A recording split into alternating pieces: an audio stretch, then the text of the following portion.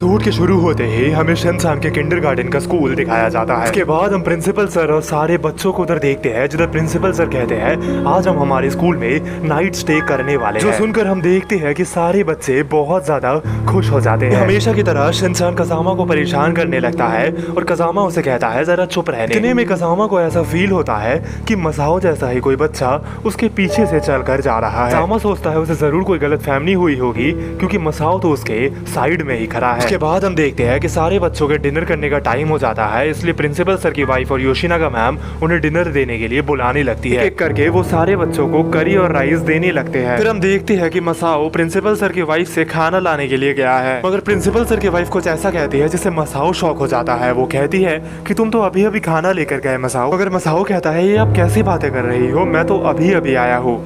और ये सुनकर तो प्रिंसिपल सर की वाइफ भी थोड़ा शॉक हो जाती है। इसके बाद हम शिनचान और उसके दोस्तों को देखते हैं जो कि आराम से अपना खाना खाने के लिए बैठ जाते हैं। हमेशा की तरह इधर भी शिनचान कज़ामा को परेशान करने लगता है और उसे चैन से खाने नहीं देता। कज़ामा एक बड़ी अजीब बात नोटिस करता है। वो देखता है कि मसाओ दूसरे टेबल में बैठ के खाना खा रहा है, मगर मुंह घुमाने पर कज़ामा देखता है कि मसाओ तो उसी के टेबल में बैठ के खाना खा रहा है। कज़ामा जब दोबारा उस टेबल पर देखता है, वो देखता है कि वो सीट तो खाली है और उधर पर मसाओ तो है ही नहीं। कज़ामा बड़ा शॉक हो जाता है कि आखिर मसाओ इतनी जल्दी गायब कैसे हो गया। उसके बाद हम देखते हैं कि एजीओ मैम उन सभी को आइसक्रीम देने के लिए क्लासरूम में बुलाती है। फिर एक एक करके हर एक बच्चा आइसक्रीम लेकर जाता है। फिर हम बोचान को देखते हैं जो भी आइसक्रीम लेकर जा रहा है। फिर हम कज़ामा और शिनचान को देखते हैं जो कि उस आइसक्रीम को खा रहे होते हैं और उन्हें बहुत ही टेस्टी लग रहा है। कज़ामा की नजर बोचान और मसाओ पर जाती है जो कि आइसक्रीम खा रहे हैं, मगर शॉकिंग चीज तो ये है कि बोचान के पीछे एक दूसरा बोचान भी आइसक्रीम खा रहा है। कज़ामा दौड़ कर जाता है देखने के लिए कि आखिर बात क्या है। फिर उधर जाकर कज़ामा को कुछ भी नहीं दिखता और सारे उसके दोस्त कहते हैं कज़ामा से कि आखिर तुम्हें क्या हो गया है। इतने में कैमरा का एंगल चेंज होता है और हम कज़ामा के पीछे नैनी को देखते हैं जो कि बड़ी अजीब से दिख रही है। के बाद मात्सुज़ाका मैम उन सभी को बुलाती है और कहती है कि अब तुम सभी का क्रैकर्स बर्स्ट करने का टाइम हो गया है। सारे बच्चे खुशी से झूम उठते हैं और वो कहते हैं हमें तो इसी पल का ही इंतजार था। उसके बाद वो एक एक करके क्रैकर्स को बर्स्ट करने लग जाते हैं। फिर मात्सुज़ाका मैम को देखती है जो कि सभी को फुलझड़ी दे रहे होते हैं। इतने में हम देखते हैं कि उधर नैनी आती है और वो कहती है कि मैम आपने तो मुझे फुलझड़ी दिया नहीं, मगर मात्सुज़ाका मैम कहती है कि नैनी तुम तो थोड़ी देर पहले ही फुलझड़ी लेकर गई थी। मगर बिना ज्यादा बहस किए मात्सुज़ाका मैम नैनी को एक और फुलझड़ी दे देती है, जो पाकर नैनी बहुत ज्यादा खुश हो जाती है। फिर वो अपने दोस्तों को ढूंढने के लिए चली जाती है। के बाद हम देखते हैं कि कज़ामा, मसाओ और बोचान मिलके क्रैकर्स को बर्स्ट कर रहे हैं, मगर नैनी बिल्कुल ही अकेले बैठी रहती है और वो एक दूसरे कलर का फुलझड़ी जला रही है। हम देखते हैं कि कज़ामा के पीछे से नैनी आती है और वो कहती है क्या मैं तुम्हारे फुलझड़ी से अपना वाला जला सकती हूँ। जैसे ही वो जलाने जाती है अचानक से कज़ामा का फुलझड़ी बंद हो जाता है और जब कज़ामा दोबारा से उसी तरफ घूम कर देखता है जिधर पर उसने नैनी को अकेले बैठा हुआ देखा था, वो बिल्कुल हैरान हो जाता है क्योंकि नैनी तो अब उधर पर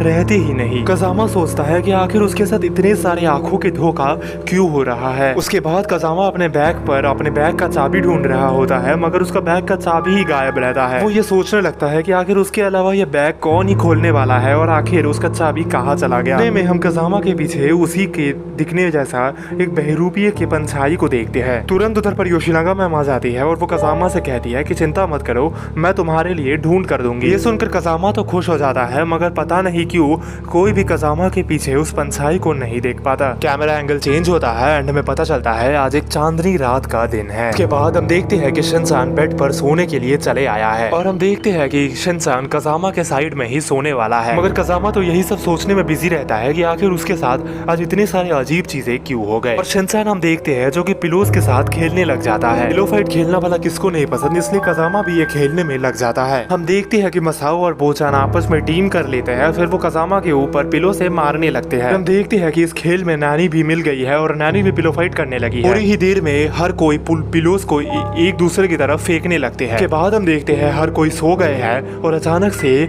उस पूर्णिमा के चांद को काले बादल ढकने लगते हैं। चांद की किरणें सीधा आकर कज़ामा के ऊपर ही गिर रही होती है। अचानक से हम देखते हैं कज़ामा को एक बुरा सपना आ रहा होता है, इसलिए उसकी नींद खुलने लगती है। उसकी नींद खुलने पर वो देखता है उसके एक तरफ पर शिनचान सोया हुआ है और वो शिनचान को देखकर काफी वियर्डेड आउट हो जाता है, इसलिए वो सीधा दूसरी तरफ जाकर गिरता है। मगर वो जब दूसरी तरफ गौर फरमाता है तब वो देखता है कि शिनचैन तो इधर भी सोया हुआ है। और अचानक से कज़ामा बिल्कुल ही डर जाता है क्योंकि उसे ऐसा एहसास हो जाता है कि उसके दोनों तरफ दो शिनचैन लेटे हुए हैं। फिर वो उन सब चीजों को याद करने लगता है जब उसने एक डुप्लीकेट मसाओ को देखा था, जब आइसक्रीम खाते वक्त उसने एक डुप्लीकेट बोचान को भी देखा था। के बाद फुलझड़ी जलाने के समय कैसे उसने नैनी को एक कोने में देखा था और नैनी भी एक डुप्लीकेट ही थी शायद। कज़ामा को यकीन हो जाता है कि उसने अब तक जो भी देखा वो सब कुछ सच्चाई है और कुछ भी उसके आंखों का धोखा नहीं था। कज़ामा बहुत ज्यादा डरा रहता है और वो बिल्कुल चुपचाप रहता है और शिनचैन की एक भी बातों का जवाब नहीं देता। तभी हम देखते हैं कि एक शिनचैन दूसरे शिनचैन को जाके बोलता है कि मुझे वॉशरूम जाना है, तुम भी चलो। वो दोनों मिलकर वॉशरूम की तरफ जाने लगते हैं और कज़ामा अकेला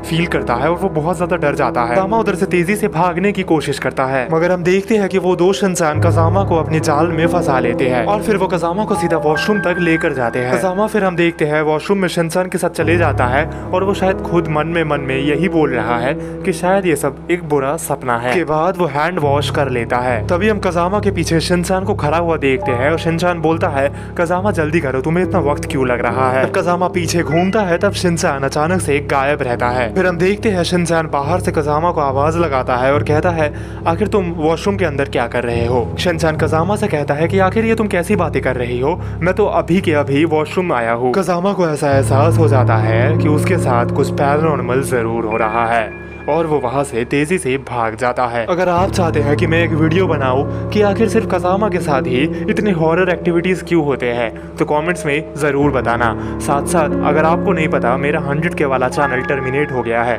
तो जरा इस चैनल पर भी आपका सपोर्ट दिखा देना वीडियो को लाइक करते। तो बस यार मैं मिलता हूँ आपसे फिर किसी और वीडियो में, तब तक के लिए बाय।